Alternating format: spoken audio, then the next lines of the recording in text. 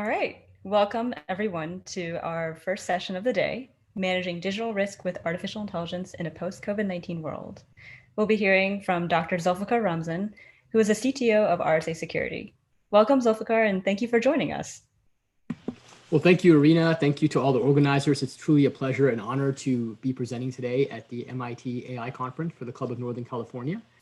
And what I want to talk about today is the idea that when you think about it for a moment, COVID-19 has been arguably the greatest accelerant of digital transformation in recent times.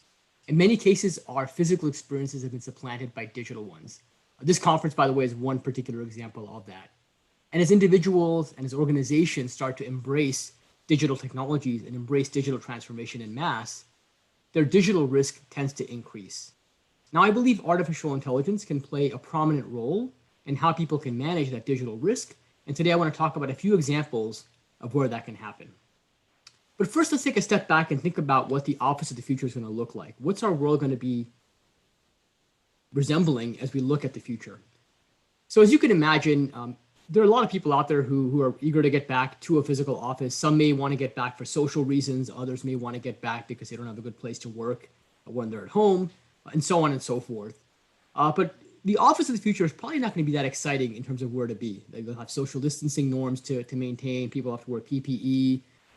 In all likelihood, they'll reduce snacks and coffee and all the other kinds of perks you might typically get in an office setting. And so my expectation is that even if people are able to go back to some type of office environment, that environment will look very different and probably not be as desirable. And as a consequence, we'll see a lot more people who are going to be eager to work from home and continue to be remote. And that creates a set of challenges for organizations. So first and foremost, the reality is when you have people who are a combination of both remote employees as well as on-premises employees, there's a good chance that you increase your complexity in your environment. You have to manage additional infrastructure and manage additional applications, et cetera. Now, complexity and risk go hand in hand. When you have more complex systems, they have a greater likelihood of failure in one way, shape, or form, and those failures can be more catastrophic. Secondly, we'll see that many people are coming back into the office setting, bringing devices that have been at home for a long time, devices that may be out of the purview or be unmanaged from a security perspective. And there's a good chance they'll bring devices back onto the corporate network that have been compromised or be laced with malicious software and have all sorts of other issues that can wreak havoc on organizational environments. Third, the reality is that COVID-19 has created tremendous uncertainty. It's created tremendous stress for people. All that mental and psychological pressure will lead people to make mistakes. They'll make poor decisions as they get back to work in different settings. And security breaches often are rooted in some form of human error. Now, I'm not saying that's the only cause of a security breach, but if you look at all the major breaches, at some point there was some significant human error which enabled that breach to take place. On top of that, your security teams are also going to be fairly stressed out. Many of them will be working remote and will have a harder time making rapid decisions. And so an organization's ability to respond effectively to the latest wave of threats and issues is certainly going to be impacted dramatically. Now, if all that's not bad enough, what I'm seeing when I talk to our customers, and all these items, by the way, do come from customer conversations, is that in many cases, our customers are expecting that their budgets will either be flat or declining in the forthcoming year. So on the one hand, you have this increasing set of challenges, but on the other hand, you've got this decreasing or potentially flat budget. And how you reconcile the two is going to be a major issue as organizations grapple with environmental considerations and also grapple with being able to effectively operate in a post-COVID-19 world. Now, I believe AI has an important role to play in this context. And if you look at the history of AI and cybersecurity, they do go hand in hand. As many of you may know, MIT was the birthplace of RSA security. Here's a picture taken at MIT of Ron Rivest, who's the R in RSA in the middle. On the left-hand side of the slide, you'll see Adi Shamir and his hipster beard and his cool, trendy t-shirt, who's the S in RSA. And on the right-hand side of the slide, you'll see Len Edelman, who's the A in RSA. These three co-founded the RSA, or co-developed the RSA algorithm and helped co-found RSA security. Now, what's really remarkable, many of you may not know this, but in addition to teaching 6.875, which is computer network security at MIT, Ron Rivest also taught 6.876, which was machine learning. He had interests in both areas. And it turns out that cryptography, which is the main focus of the research of RSNA, is inextricably tied mathematically to machine learning. Think about it for a moment. Machine learning is about asking a really basic question. I have this black box. I get to see what goes into the black box. I get to see what comes out of the black box. And now the goal of machine learning is to figure out what's going on inside that black box. Can I come up with a model that explains the behavior of that black box with respect to the data that goes in and goes out? Cryptography asks almost the exact opposite question. It says, can you build me a black box so that if anybody even sees what goes in and what goes out, they'll have a hard time gleaning any reasonable information about how that black box actually operates. And so in many ways, there are two sides of the same mathematical coin. And so it should come as no surprise that cryptography and machine learning have co-developed in some interesting ways, and more broadly, that there have been many applications of AI in the field of cybersecurity. I want to highlight a few historical cases that have come up over the past couple of decades. So first of all, if any of you use an email program of any sort, there's a good chance that email program has some type of anti-spam capability. That anti-spam capability likely uses machine learning techniques to be able to identify whether or not a given email message is legitimate or whether it's spam. If any of you engage in online shopping or use any form of online transaction service, there's a good chance that on the back end of that service, the fraud detection algorithms employ machine learning techniques. And we've seen this at credit card companies, at banks, at e-commerce vendors, et cetera. And they use those techniques to identify whether a given transaction is fraudulent or legitimate. Antivirus software has been using machine learning techniques now for approximately 2 decades plus in production environments to identify whether or not a file on your system is legitimate or malicious. And it's a good way to identify malware and other types of computer viruses. And then finally, in network security, we've seen a lot of applications of machine learning. And there are, again, production instances where machine learning techniques have been applied to look at network traffic and identify if that traffic is legitimate or malicious based on its characteristics. And again, these are just historical examples, and many of these examples have been around now for decades in production environments, successfully employing machine learning to help manage digital risk. But as we think about COVID-19, a new set of challenges that are going to come up, and I want to talk about a few new areas where we can apply machine learning and AI techniques to resolve what I think of as emerging challenges in the post-COVID-19 context. And I want to talk about 3 specific areas that I think are salient and where I can quickly give you an overview of the opportunity.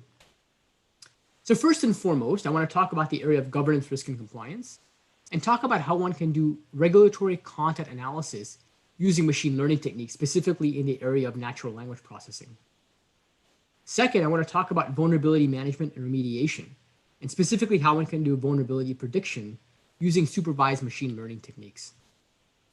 And then finally, I want to talk about digital risk quantification, and specifically how one can do multidimensional asset importance analysis using techniques from machine learning, and specifically in the area of both unsupervised learning and clustering, supervised learning, as well as graphical models. So with that, let me talk about some of these key areas really briefly, and then leave some time for some Q&A at the end. So the first area I want to talk about is in the area of regulatory content analysis. Now here's the situation you're trying to deal with. Organizations today need to be able to comply with a rapidly growing number of regulations. So for example, imagine a heavily regulated industry, financial services, healthcare, et cetera.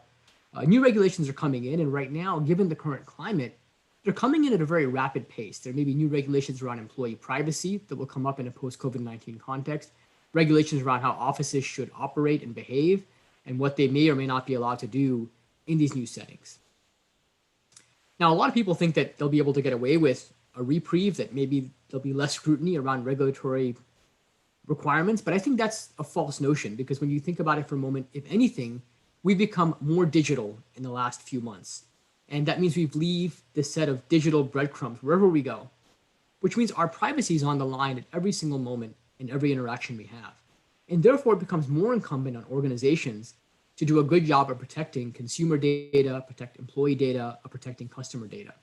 And the regulatory landscape is bearing this out. We're not seeing too much of a reprieve when it comes to relief around regulatory compliance requirements. If anything, everyone's basically saying you have to still adhere. Maybe we'll give you a few extra months here or there, but for the most part, if you're not already thinking about these issues, you're far behind. Now, when you couple that with the fact that information about these requirements has to be taken by an organization and then mapped against existing controls, that problem becomes quite complex. The reason for that is that today's regulations are typically communicated and updated through a variety of authoritative sources. Many of those sources may be local. So for example, you may have some new regulation that impacts your industry in a specific jurisdiction, and information about that new regulation may be in the minutes of some council meeting that you've got to now go find, interpret, and then manually map back to your controls. And today that process is very much manual. It takes hundreds of hours for organizations to map all this content to their controls. And again, this problem becomes a lot worse in a post-COVID-19 context. Now, we can apply machine learning techniques to address this problem. Specifically, we can apply natural language processing to analyze regulatory content. And by doing that, we'll be able to find ways of automatically suggesting which controls might be the most relevant for a given piece of regulation just by comparing the text of the control with the text of the regulation. And then furthermore, given a piece of regulation, we may be able to pull other examples of similar regulations to which the company has had to adhere in the past and provide the analyst who's sitting there typically making these mappings and figuring out what goes where, the ability to take a more cohesive approach that enables an organization to understand their regulatory compliance posture at a large scale versus getting caught up in the minutia of hundreds of thousands of maybe, potentially tens of thousands of different regulatory documents that they've got to now look at. So I think this is an area that, again, is ripe for machine learning and AI techniques, and we're seeing a lot of opportunity in this particular area.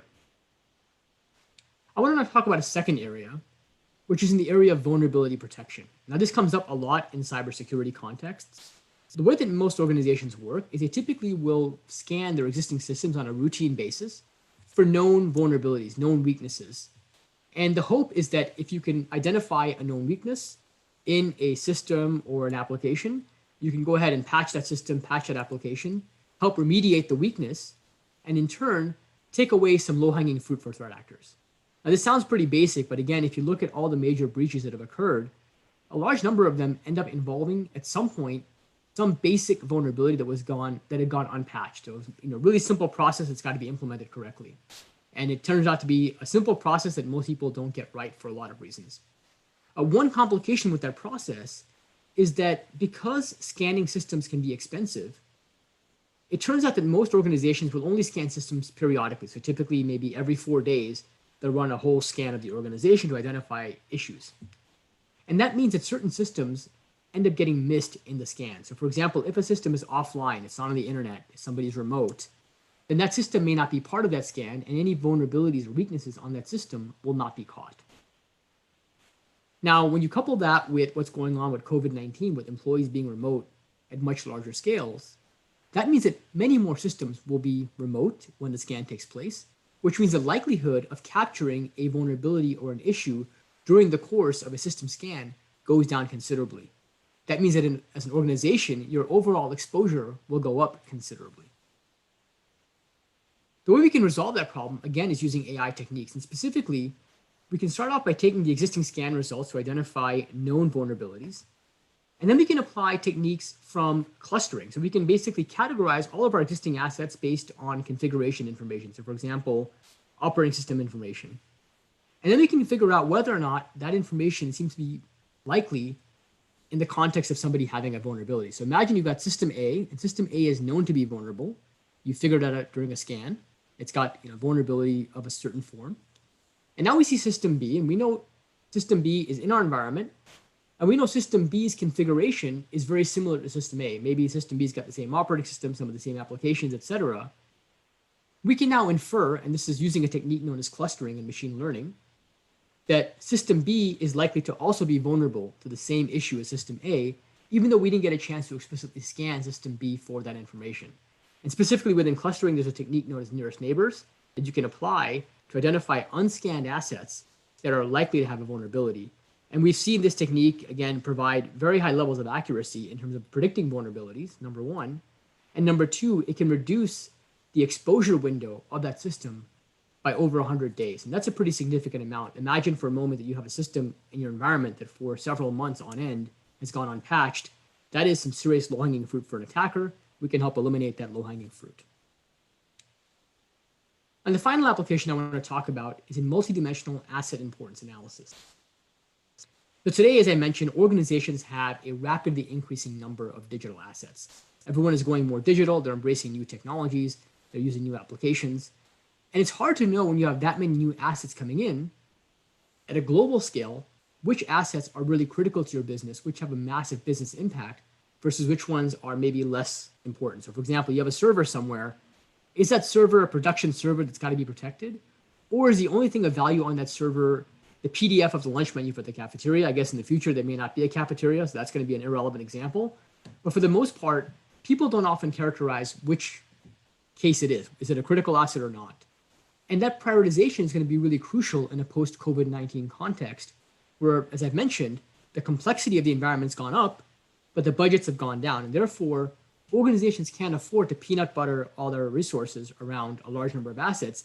They've got to make sure that they spend their security budget on what matters most and they spend it intelligently. Now, to make matters more complicated, the way that organizations typically solve this problem is through what's called a configuration management database, or a CMDB, which effectively amounts to a manual list of assets that's been curated by some individual to identify what's important and what's not. Now, in most organizations, a CMDB is an Excel spreadsheet that was probably created 3 years ago, horribly out of date, totally not a scalable solution, and manual efforts we know inevitably will fail at some point.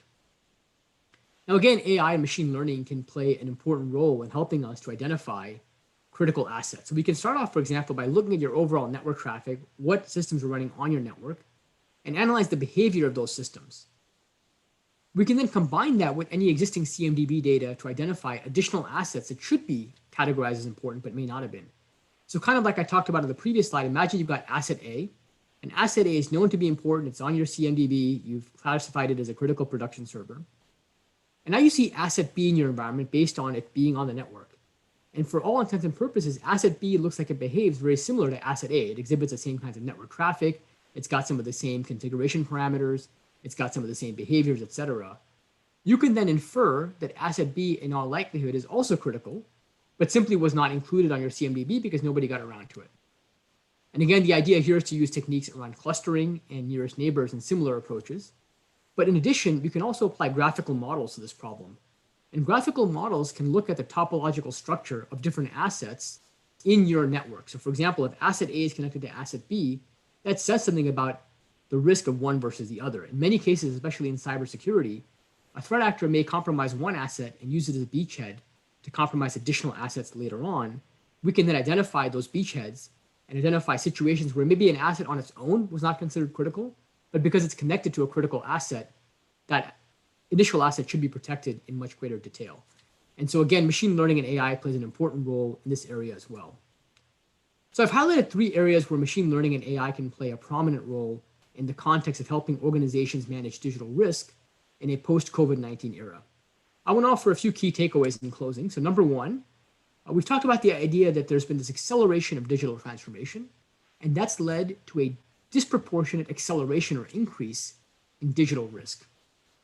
Fortunately, AI can help play a major role in addressing some of this digital risk, and AI and cybersecurity have gone hand in hand. They've co-developed in many ways, and we've seen many historical examples where AI techniques have been used to address cybersecurity issues and help organizations manage digital risk. And finally, I think there's some new opportunities in this area, specifically in topics like regulatory content analysis or vulnerability scanning, or simply in understanding the importance of all your assets. And these are areas that typically have not been looked at under an AI lens for cybersecurity, but I think the opportunity is ripe for us to do so. And if anything, the stakes have never been higher. Every single one of us has leveraged digital more and more in the last few months. Can you imagine for a moment what your life would be like if we didn't have digital capabilities? How much of a disruption COVID would be? Now, it's still a disruption, but for the most part, we've been able to manage that disruption using digital technologies. But for digital technologies to be successful, people have to trust those technologies. We have to find ways of engendering trustworthiness into the digital realm. And that can best happen and most effectively happen if we find new ways to manage the risk associated with digital transformation. So I think there's a powerful opportunity here for all of us to think about where we can use AI techniques to manage digital risk. So with that, I want to thank you for your time and really, again, thank the organizers for giving me the opportunity to present here today at the MIT Club of Northern California AI Symposium. Zulfikar, thank you so much for your presentation. So we've got a few minutes for questions, and it looks like there are a few on Slido.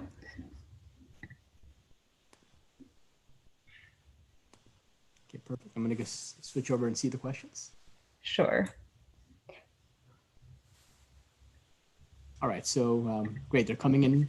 So first is, I guess I'm going to go top down here. So Karen asked, what aspects of RSA's work have seen the biggest surge in demand since March due to COVID-19? It's a great question. Probably the biggest area that we've seen, and we saw a massive surge in this area, is one of RSA's core capabilities is around enabling people to work remotely. So we have a whole suite of authentication technologies that allow people to work from a remote location and access critical resources in their organization.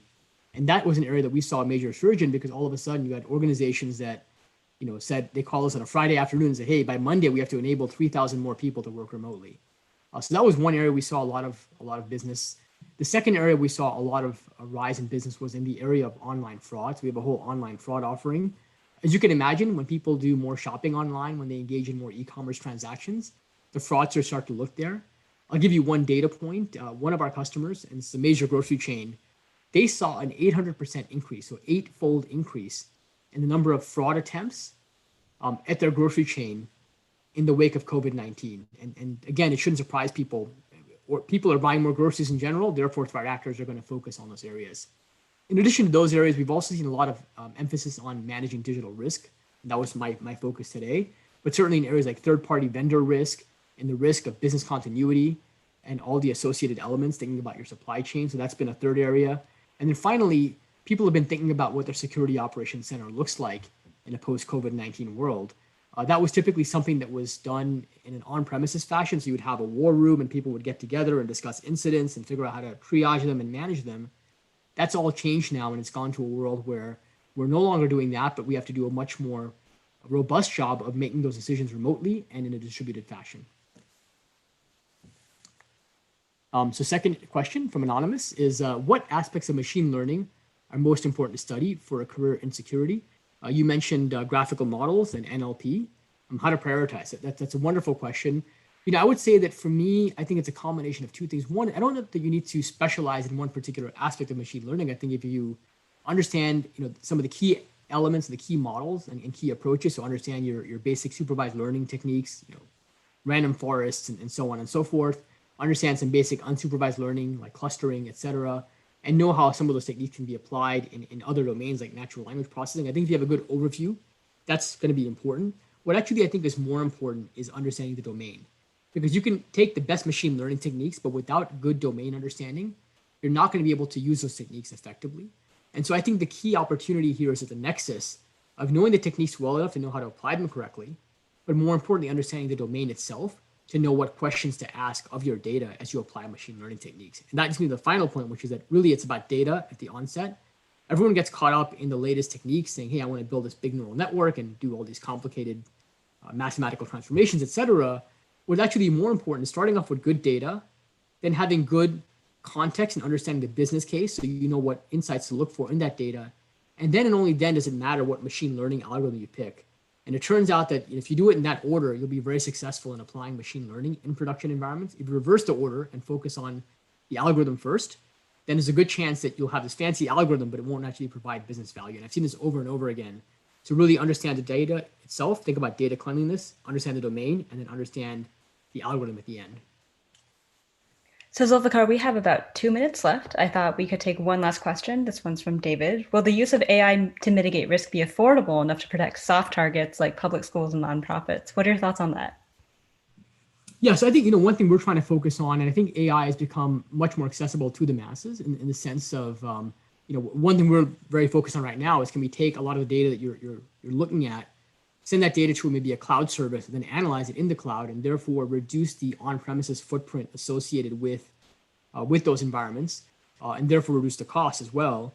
We've seen a lot of success in that environment. A lot of the technology I talked about, like authentication and some really basic elements, can play a really critical role, and we've seen them work successfully even in small organizations. So I think we've seen one thing over the last 5 years, which is AI techniques have really been pushed out to the masses. I mean, every antivirus software, every anti-spam filter, all these things have been using AI for a long time, and all are very accessible to even small environments. I think it's a major question that we have to ponder. over the next few months. And I don't know that we're going to resolve it satisfactorily on all levels. There's certainly a physical dimension of opening up schools again, as well as a digital dimension. But what I do know is that we still will have a strong component of distance learning going into the future, even if we're able to reopen schools. And I think AI plays a strong role in helping to protect those distance learning environments and help protect the integrity of the educational process. Absolutely. Well, thank you. It looks like we are right on 11:25 on the dot. Sorry, 8:25 on the dot. Zulfikar, thank you so much for your time and your fascinating presentation. Really appreciate it. And for all our viewers, please stick around, and our next session will begin in 5 minutes at 8:30. All right. Take care, everyone. Thank you. Thank you.